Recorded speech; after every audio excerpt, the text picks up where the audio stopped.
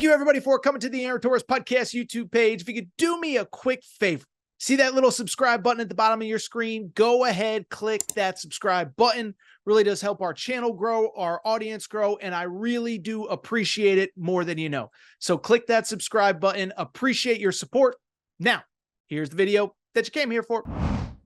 There were two top 25 matchups. I'll be honest, unfortunately, I think a lot of you probably didn't see the other one. Two top 20 matchups, I should say. We'll get to Purdue and Michigan in a minute, but I do want to start with the big one. Tennessee traveling to Rupp Arena. We all remember the game 2 weeks ago. Kentucky was down 2, 3, 4 guys in that game, and Kentucky ends up winning in Knoxville. It's kind of one of the more stunning results of the season. Well, the return game was Tuesday night at Rupp, but the result was the same. 75-64 is your final score. Kentucky sweeping the Tennessee Volunteers. Tennessee in the top 5, 20-5 overall, but 2 of their losses are to the border rival. From the Kentucky perspective, listen, I think there's some negatives and also a lot of positives as well. I'm not a glasses half empty guy, but I think we have to acknowledge the elephant in the room. Kentucky's a little bit bagged up right now. Jackson Robinson, their second leading scorer, did not play in this game.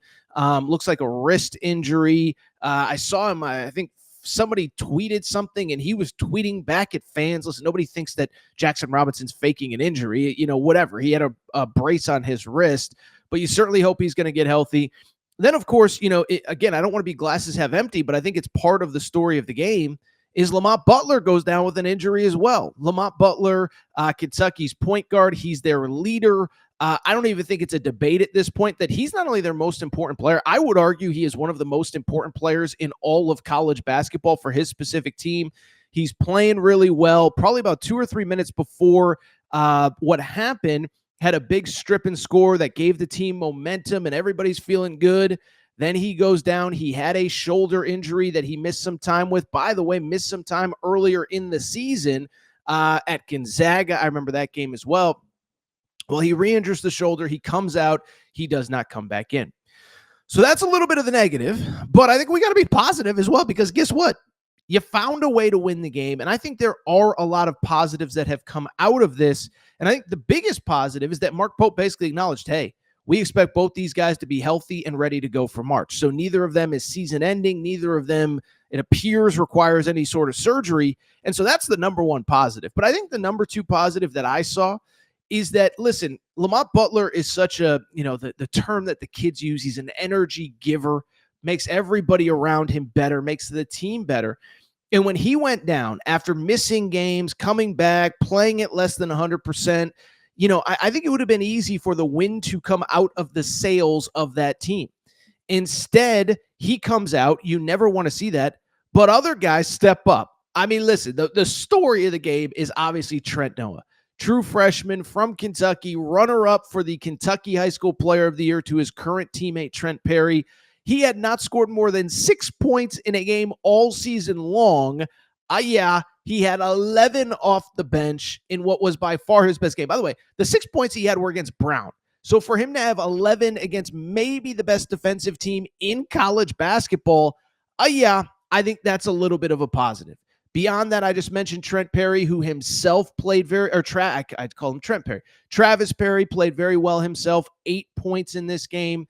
And I thought this is that, listen, I know that Otega Owe, first of all, I think Otega Owe, in my opinion, is becoming just a true alpha, a true star. He did not have a great night in this game, but what was most important about this game was that in the big moments when his team needed him, he absolutely made some monster plays. Big dunk late, the block in the block on one end and the dunk on the other. And so I just bring it up because, to me, you're talking about a leader emerging, and I think, listen, the term is a little bit overblown. And alpha is emerging for this team as well. And so I think those are absolutely the positives. And I think the biggest positive, it's not like some big secret. Kentucky's playing some real defense here. Listen, I'm not going to sit here and lie and say that, facing South Carolina and Tennessee is like playing the Warriors in their prime a few years ago, okay? But listen, in this game, They held Tennessee to 42% shooting from the field, 3 of 18 from three. Remember, this is the same team that gave up 100-plus points to Alabama at Rupp, 100 points to Florida at Rupp. What was it? 85, 86 to Ohio State on a neutral, 90-plus at Mississippi State. They found a way to win a lot of those games, but it doesn't change the fact that the defense needed to be better. So when you're holding any team to 3 of 18 shooting from 364 points, that's a positive. Remember, even when they beat Tennessee a few weeks ago, the final score in that one was 78-73. So they hold Tennessee to basically 10 points fewer than they did a few games ago. And then I think the other thing is, it follows up a really good effort against South Carolina on Saturday at Rupp Arena, where they held South Carolina to 57 points, 18% shooting from three, 32% from behind the three-point arc. So you don't want to oversell it. You don't want to make it seem like it's the greatest performance that has ever happened in the history of basketball, but it is an important performance because you're showing improvement on the defensive end of the court. You needed to be better on that end. You are better on that end. And to me, that is the X factor for this team going forward outside of injury. The one thing I will say, two quick thoughts as we start to look at this game, but then also others as well. The first thing that kind of stands out to me is, one, I do think what's important about this game in this moment is two things. One, the defense is getting better. Two, and I think this is important as well. I think with this win, if it wasn't official already, you have clinched an NCAA tournament berth for 2025, right? I mean, you look at the resume, it's kind of insane.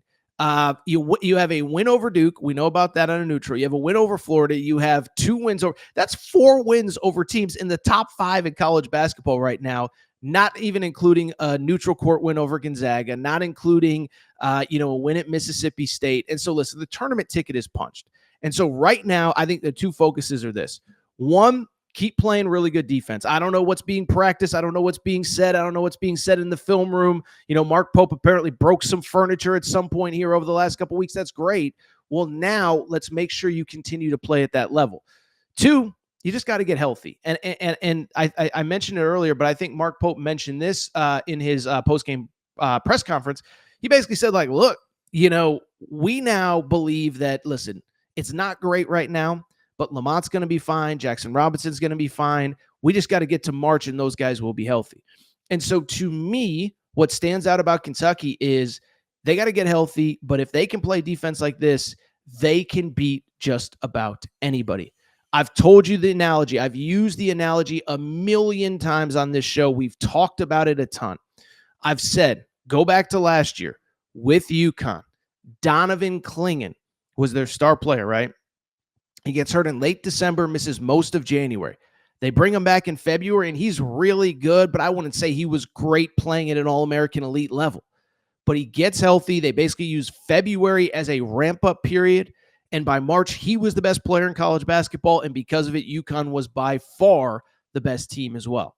And so I just bring it up because if you're a Kentucky fan, the goal isn't necessarily against Texas this coming week. The goal isn't whoever. It's to beat any individual team. It's keep improving on defense. And if you keep improving on defense, you just got to get healthy from there, because the good news is offensively, you're always going to click, especially when you have all your pieces. And I think the other thing is other guys are stepping up and playing with confidence. We mentioned Trent Noah. We mentioned Travis, not Trent Perry, because I know the comments are going to go crazy. I apologize for that. But other guys are stepping up offensively. You have to continue to maintain defensively. And then from there, you just got to keep doing what you're doing, get healthy. But I like this team. Listen, it goes without saying, if you can beat Tennessee twice, if you can beat Florida at home, Florida, of course, just had the best win of the season at Auburn a few days ago. If you can beat Gonzaga on a neutral, if you can beat Duke on a neutral, I mean, you're talking about really 4 wins over teams that are going to be 1 or 2 seeds come the NCAA tournament. Duke's going to be a 1 seed. Duke's basically got the 1 seed locked up in Newark. Florida is at worst going to be a 2 seed. You got the win over them. You got 2 wins over Tennessee. Tennessee is trending between a 1 and a 2 seed. So I just bring it up because if you're Kentucky, keep doing what you need to do, but go ahead and stay healthy.